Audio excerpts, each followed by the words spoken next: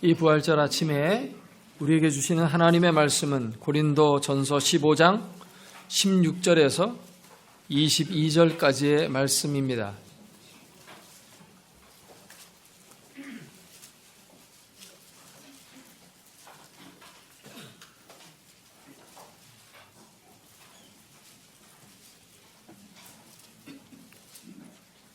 여러분과 제가 한 절씩 교독하도록 하겠습니다.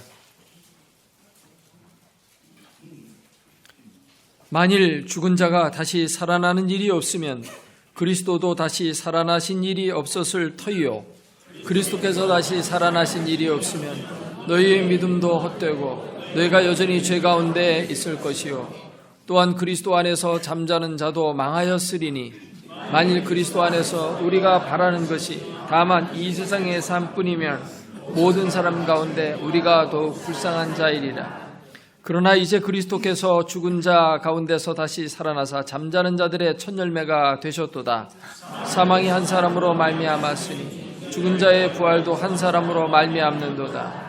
아담 안에서 모든 사람이 죽은 것 같이 그리스도 안에서 모든 사람이 삶을 얻으리라. 아멘.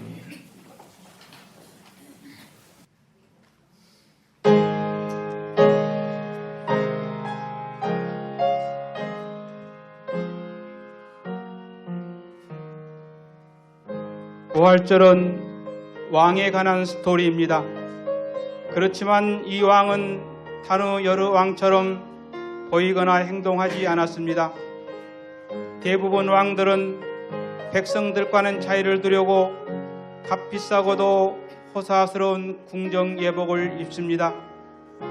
하지만 우리 왕께서는 하늘의 옷을 벗으시고 우리 인간의 살과 피가 되셨습니다.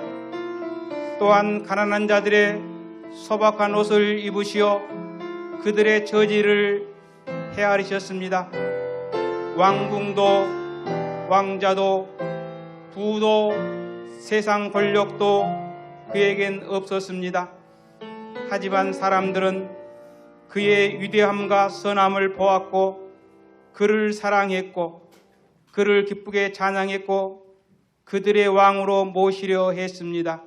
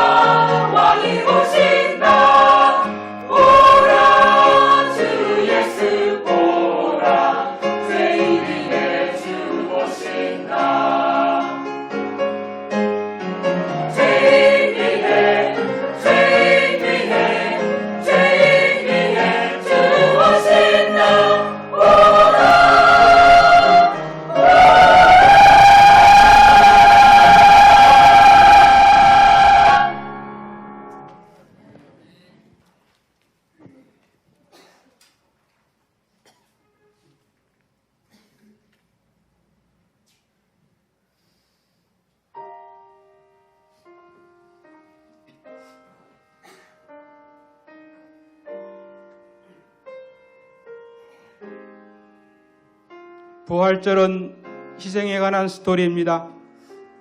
우리는 왕이신 예수께서 우리를 위해 베푸신 모든 것을 상상조차 할 수 없습니다.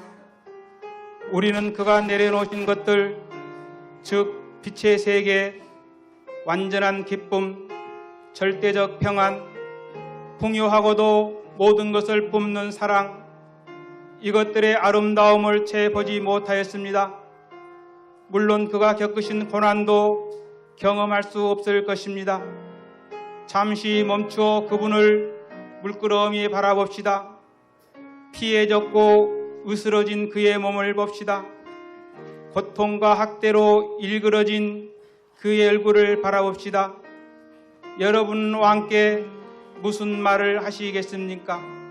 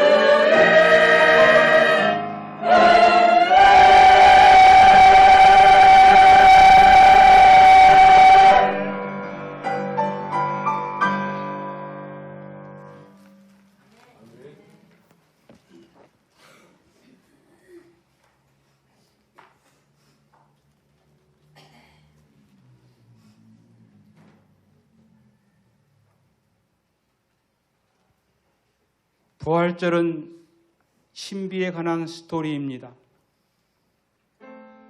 우리가 모든 의문에 답할 수 있는 것은 아닙니다. 그러나 우리는 예수님을 바라봅시다. 하나님께서 하신 일은 예수 그리스도 안에서 완성됩니다.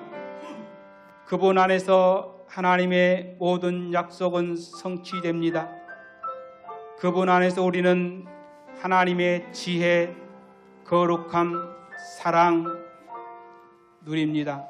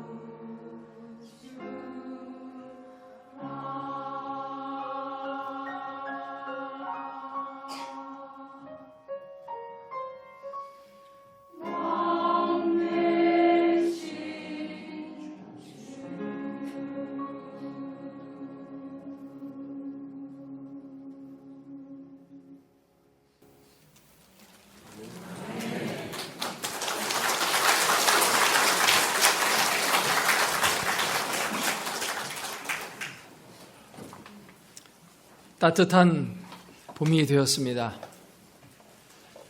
개나리, 진달래, 목련 그리고 벚꽃이 활짝 만개했습니다. 친구 3명이 자가용을 몰고 나들이를 떠났습니다. 한참 신나게 경치를 구경하며 드라이브를 하다가 깜빡 앞에 오는 대형 트럭을 보지 못해서 정면 충돌을 하게 되고 세 친구는 그 자리에서 죽고 말았습니다. 세 친구가 이제 하늘로 올라가면서 서로 이야기합니다. 우리 가족들이 저렇게 우리들의 시체를 둘러서서 슬피 울며 이야기를 나누는데 우리들에 대해서 어떤 평가를 하는 것을 듣기를 원하는가 하고 이야기를 했습니다. 그랬더니 첫 번째 친구가 말하기를 나는 우리 아버지가 이 세상에서 제일 훌륭한 의사였다. 어떤 불치병도 잘 고치는 정말 위대한 명의였다. 이런 소리를 듣고 싶다고 했습니다. 두 번째 사람은 나는 그런 것보다 내 자녀들이 우리 아버지는 좋은 아버지였어. 또 아내는 나에게 정말 훌륭한 남편이었어. 이런 소리를 듣고 싶다고 했습니다. 세 번째 친구가 말했습니다. 나는 그런 것보다도 시체가 움직인다. 죽은 사람의 최고의 소원이 다시 살아나는 것인 줄로 믿습니다. 죽은 사람뿐이겠습니까? 살아있는 우리들도 최고의 소망은 부활의 그 영광스러운 자리에 참여하는 것인 줄로 믿습니다. 부귀영화 좋지요. 그러나 영원히 사는 것, 그것과 비교가 되겠습니까? 예수 그리스도께서 사망의 권세를 깨뜨리시고 다시 부활하셨습니다. 부활의 그 능력과 축복이 여러분과 함께하기를 축원합니다. 옆 사람을 축복하겠습니다. 옆 사람과 이렇게 인사하면 좋겠어요. 먼저 예수님 부활하셨습니다. 한 사람이 얘기하시고 옆에 분은 과연 부활하셨습니다. 이렇게 서로 화답하겠습니다. 한번 해보세요.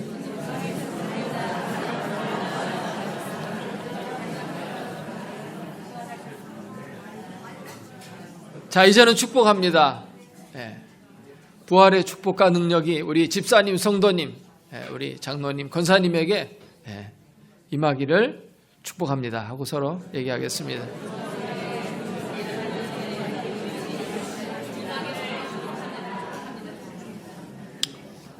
오늘 우리는 부활장을 같이 봉독했습니다. 이 부활장에는 예수 그리스도의 부활에 대한 소식을 우리에게 상세히 알려주고 있습니다.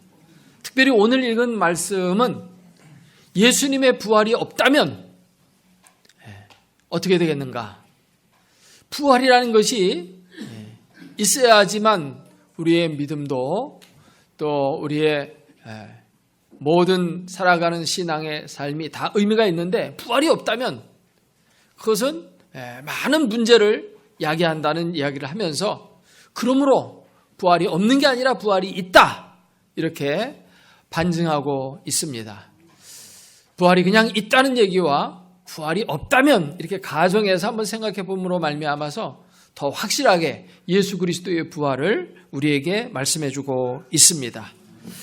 부활이 없다면 도대체 무슨 일이 생길까요?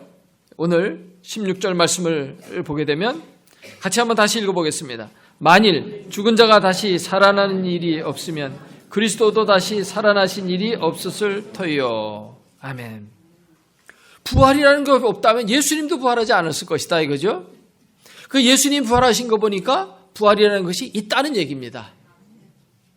이 말씀은 이 고린도 교회에 보내는 편지 가운데 나오고 있는데 그 당시에 초대교회 성도들은 예수님의 부활을 다 알고 있었다는 것이고 믿고 있었다는 이야기입니다.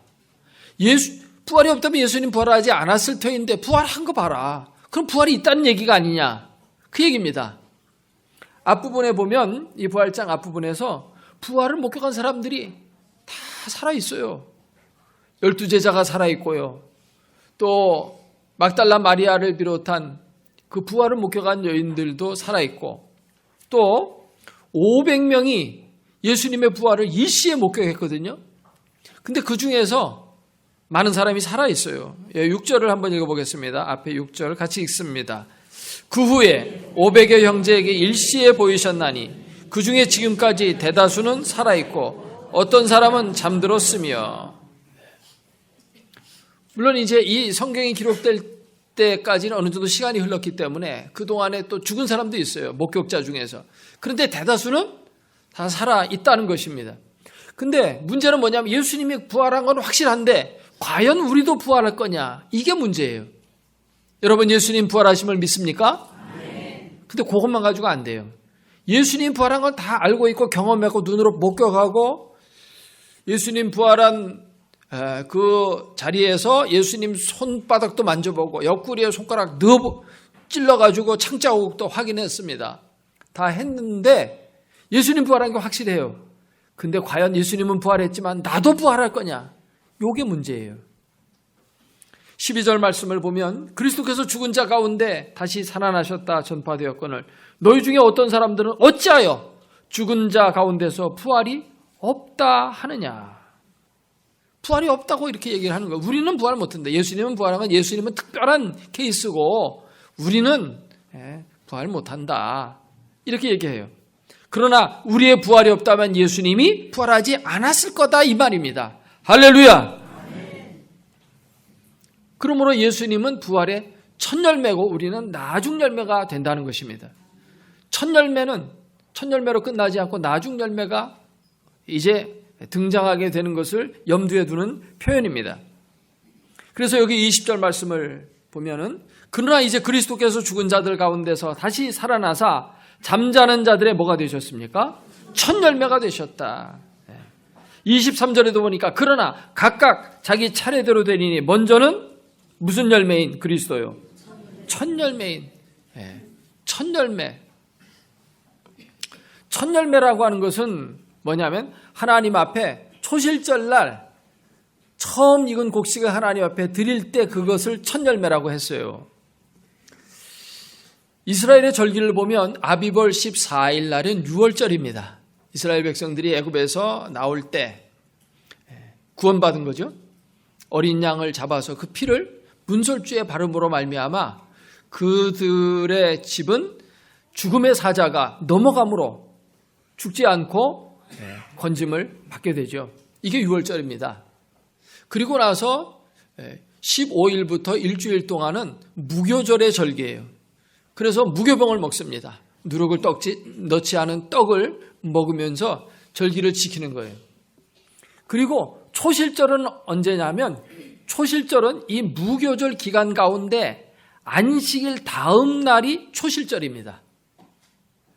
그래서 이 날짜가 쉽게 얘기하면 이 이스라엘의 종교력은 우리 이 양력하고는 좀 달라가지고 음력이 양력과 다르듯이 이 날짜가 왔다 갔다 해요. 그러다 보니까 이제 날짜가 변경되어지는데 예수님이 돌아가실 때는 언제냐면 예수님이 돌아가실 때는 금요일이었어요. 금요일. 이 날이 무슨 날이에요? 6월절이고 아비벌 제14일이 되는 날이에요. 그리고 나서 무교절이 시작되는데 무교절이 시작되는 첫날이 안식일인 토요일이었어요. 그래서 예수님은 언제 부활했냐면 안식 후 첫날 부활하셨어요. 그러면 안식 후 첫날은 무슨 날이에요? 일요일입니다. 그러니까 안식 후 첫날은 일요일인데 아까 제가 말한 것처럼 초실절은 언제라고 했어요? 안식 후 첫날이 초실절이라고 그랬죠. 그러므로 말미암아 일요일이 초실절이 되는 겁니다. 그러니까 예수님은 무슨 날 부활하셨어요? 초실절 날 부활한 겁니다. 초실절이라는 게 뭐예요? 처음 익은 열매를 하나님 앞에 바치는 날 예수님은 처음 익은 열매로 부활하신 겁니다. 할렐루야. 이스라엘 사람들이 이 첫 열매를 바치는 초실절에는 주로 갈릴리 북쪽에 현무암 화산 폭발로 인해서 현무암이 이렇게 있는데 그 현무암은 거물 현자에서 그 토양이 좀 까매요. 그러다 보니까 거기에 곡식을 이렇게 심으면 딴 데보다 태양을 오랫동안 흡수하고 있어가지고 열매가 딴 데보다 빨리 자랍니다. 그래서 이 갈릴리 북쪽에 있는 열매를 먼저 걷어다가 이제 성전의 초실절의 열매로 첫 열매로 드리는 거예요. 그러면 해발 800m 올라가 있는 예루살렘 지역에 있는 그쪽에서 농사 지은 거는 한 달이나 두 달 정도 지나야 이제 추수가 됩니다. 그러니까 그때 거두어드리는 열매들은 나중 열매예요. 하지만 첫 열매가 거둬졌다는 것은 이제 나중 열매가 곧 온다는 것을 염두에 두고 하는 말이거든요. 처음이 있으면 나중이 있듯이 예수님이 첫 열매로 부활하셨으니까 우리 또한 그 차례대로 예수님의 뒤를 이어서 부활하게 될 거라는 말씀입니다. 아멘.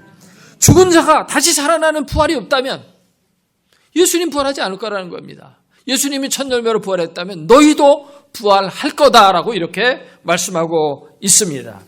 할렐루야. 예수님의 부활이 없다면 구원도 사실 없는 것입니다. 17절 말씀을 읽어보겠습니다. 그리스도께서 다시 살아나신 일이 없으면 너희의 믿음도 헛되고 너희가 여전히 죄 가운데 있을 것이요. 예수님의 부활이 없으면 우리는 구원받지 못한다고 이렇게 말하고 있어요. 예수님이 십자가에서 우리의 구원이 다 끝난 게 아닙니다. 사실은 예수님이 십자가상에서 다 이루었다, 빚을 다 갚았다 그랬잖아요. 근데 왜 끝이 안 났을까요? 다 이루었다고 했는데 부활까지 믿어야 된다고 이렇게 말하고 있어요. 로마서 10장 9절 말씀에 보면 네가 만일 내 입으로 예수를 주로 시인하며 또 하나님께서 그를 죽은 자 가운데서 살리신 것을 네 마음에 믿으면 구원을 받으리라. 부활을 믿어야 구원받는다고 되어 있어요. 예수님의 죽음을 믿어서 구원받는 게 아니고. 우리는 예수님의 죽음을 믿으면 구원받는 걸로 생각하는데 사실은 그건 아닙니다. 엄밀하게 말해서는. 넓게 말하면 그 말도 맞는 얘기지만 엄밀하게 말하면 그건 또 조금 문제가 있을 수 있어요. 왜냐하면 예수님의 죽음은 여러분 믿고 안 믿고가 없습니다. 여러분이 죽는다는 걸 믿습니까? 믿든 안 믿든 다 죽어요. 내가 죽는 걸 믿습니다 해야 죽습니까? 안 믿어도 죽습니다. 예수님이 죽으신 것도 똑같아요. 사람으로 살면 다 죽게 되는 거예요. 예수님이 죽은 걸 믿습니다. 이럴 필요가 없어요. 예수님 죽으셨거든. 우리 다 죽는데 뭐 예수님이라고 안 죽어요? 죽은 겁니다. 그렇기 때문에 그건 믿는 게 믿음의 대상이 아니에요. 그러나 부활은 이건 믿어야 돼요. 예수님이 부활하신 거는 뭐 그냥 부활하겠지가 아닙니다. 믿어야 되는 거예요. 그거는 초자연적인 역사거든요. 그래서 예수님의 부활도 믿어야 되시 우리의 부활도 우리가 믿어야만 되는 것입니다. 죽는 거는 안 믿어도 상관이 없지만 부활은 믿어야 돼요. 그래서 성경은 뭐냐면 예수님의 죽음을 믿으라는 말은 없고 예수님이 십자가에서 우리를 대신해서 우리의 죄값을 다 감당하셨다라고는 믿어야 돼요. 그러나 그 죽음 자체를 믿을 필요는 없어요. 그렇게 해서 죽으셨으니까. 그건 사실이니까. 근데 부활하신 것은 이거는 역사상 이런 일은 없잖아요. 그렇기 때문에 우리가 이런 거는 믿어야만 된다는 것입니다. 그래서 너희가 부활을 믿으면 구원을 받는다. 이렇게 말씀하는 것입니다. 우리가 부활을 믿는다 할 때 우리의 죄가 용서되고 우리의 믿음도 이제 효력을 발생하는 거다. 이렇게 말씀하고 있거든요. 이것은 마치 우리가 예수님이 십자가에서 빚을 다 갚았다라는 것을 이제 비유로 생각을 해본다면 내가 어떤 누구에게 빚을 졌어요. 빚을 져 빚을 못 갚으면 어떻게 됩니까? 남의 죄를 남의 그 돈을 띄어먹은 죄 때문에 이제 감옥에 가게 돼 있어요. 그래서 감옥에 갇히게 됩니다. 근데 내 친구가 나를 불쌍히 여겨서 내 빚을 다 갚아주면 나는 거기에 있을 필요가 없겠죠. 나는 이제 빚을 갚았으니까 나는 나오게 됩니다. 근데 빚을 다 갚은다고 해서 1초 만에 바로 내가 나옵니까? 아니에요. 1초 만에 나오는 게 아닙니다. 예수님이 죽으신 다음에 1초 만에 부활했습니까? 아닙니다. 얼마 만에 기간이 걸렸어요? 3일이라는 기간이 걸렸어요.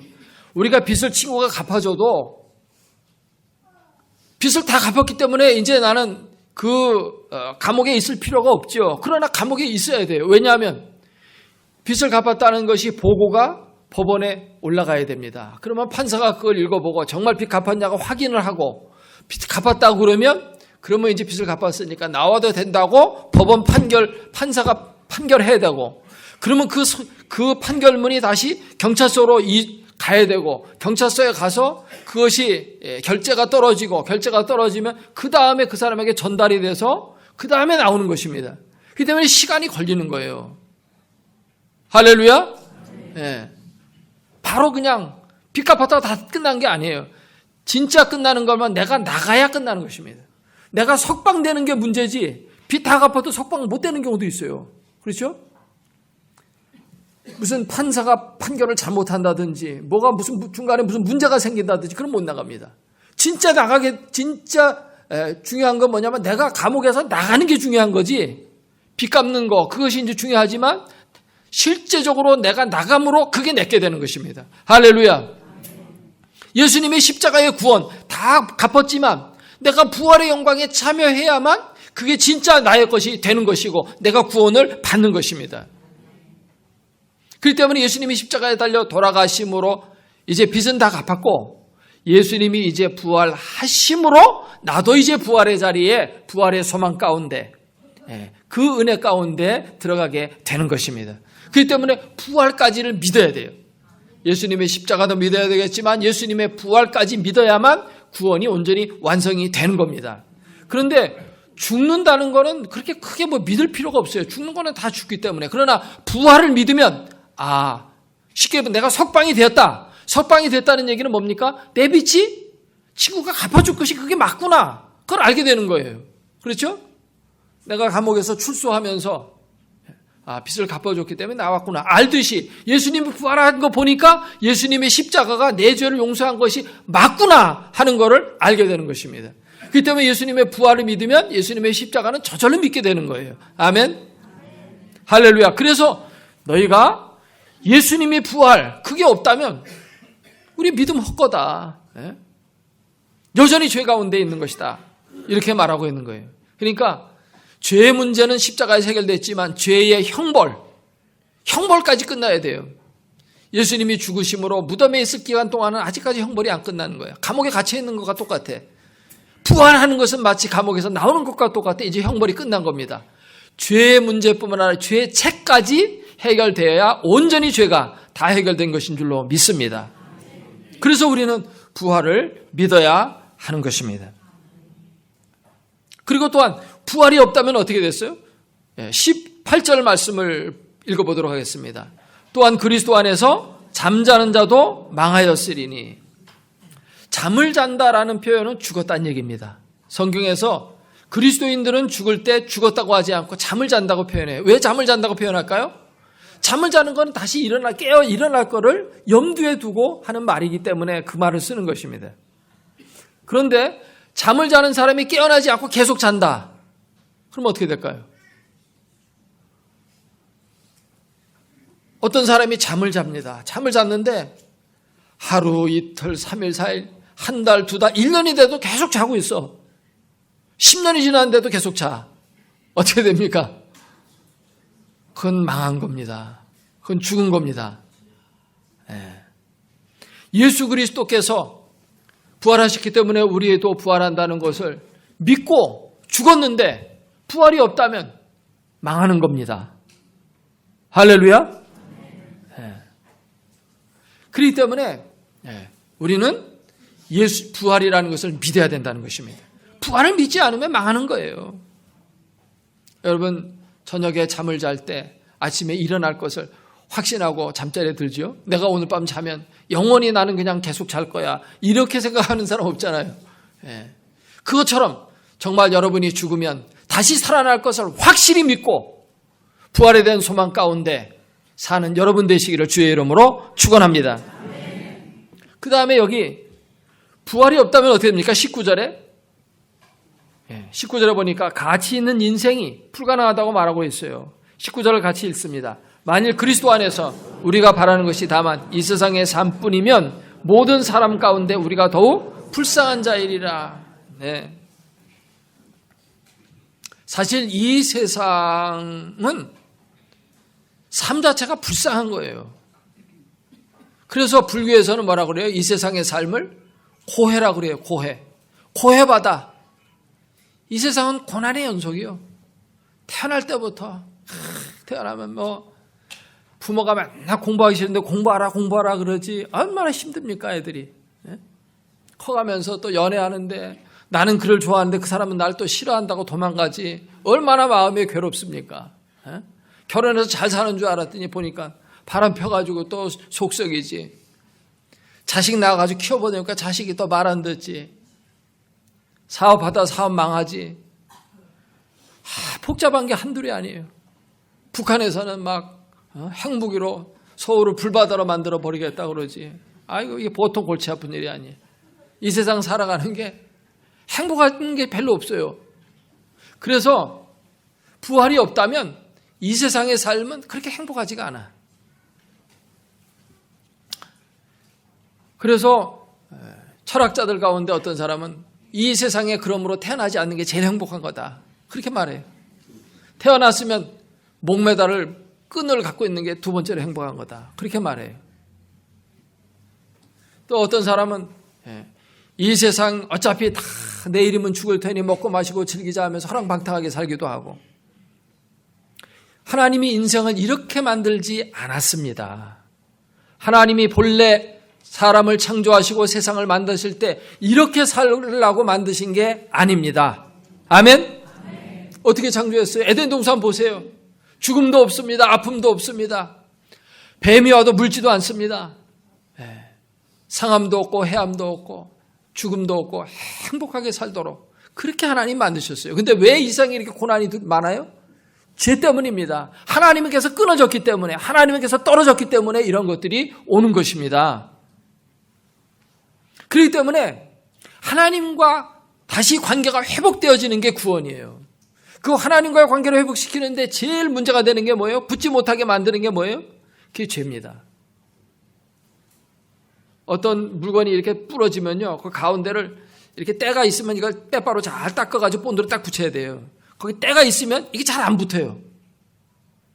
그 가운데 이 때가 뭐냐면 이게 죄예요. 하나님과 우리 관계가 회복돼야 되는데 이 죄 문제 때문에 이게 붙지 않는 거예요. 근데 예수님이 죄의 문제를 십자가에서 다 해결하셨습니다. 그래서 이제 우리는 하나님과 하나가 되어지는 삶을 살게 된 거예요. 그리고 부활을 통해서 우리에게 부활의 산소망을 가져다 주셨는데, 이 부활은 바로 에덴 동산의 회복이요, 그 이상의 축복을 우리가 누리게 되는 것입니다. 세상 살아가는 삶도 이렇게 고통스럽고 저 문제가 많지만, 예수 믿는 사람도 부활이 없다면 더 불쌍한 거예요. 부활이 있기 때문에 내가 하고 싶은 대로 안 하고 정말 하나님 뜻대로 살고 천국에 대한 소망을 가지고 살았는데 그게 없다면 이것처럼 허망한 게 어디 있겠어요. 사도 바울은 복음을 위해서 감옥에도 가고 매도 맞고 돌로 얻어맞고 죽을 고비를 수도 없이 넘기면서 그렇게 살았는데 부활이 없다. 그러면 이건 세상 사람보다 더 불쌍한 것이 아니겠어요? 우리가 이 세상에서 하나님이 기뻐하시는 바른 삶을 살고 말씀대로 살고 가치 있는 인생을 살려고 하는 이유는 뭐냐면 부활이 있기 때문입니다. 천국이 있기 때문입니다. 그래서 부활이 없다면 우리는 아무렇게 살지만 부활이 있음을 믿기 때문에 바르게 산다 하는 것입니다. 그러므로 우리는 부활을 믿고 살아야 할 것입니다. 오늘 말씀에 부활이 없다면 그랬지만 실제로 부활이 있다 할지라도 내가 부활을 믿지 않으면 그렇게 살게 돼요. 내가 부활을 믿지 않으면 내 멋대로 살게 되고, 부활을 믿지 않으면 구원도 없고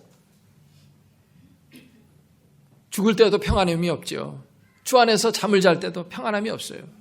그렇기 때문에 부활이 없다면, 이것과 더불어서 내가 부활을 믿지 않는다면 같은 얘기입니다.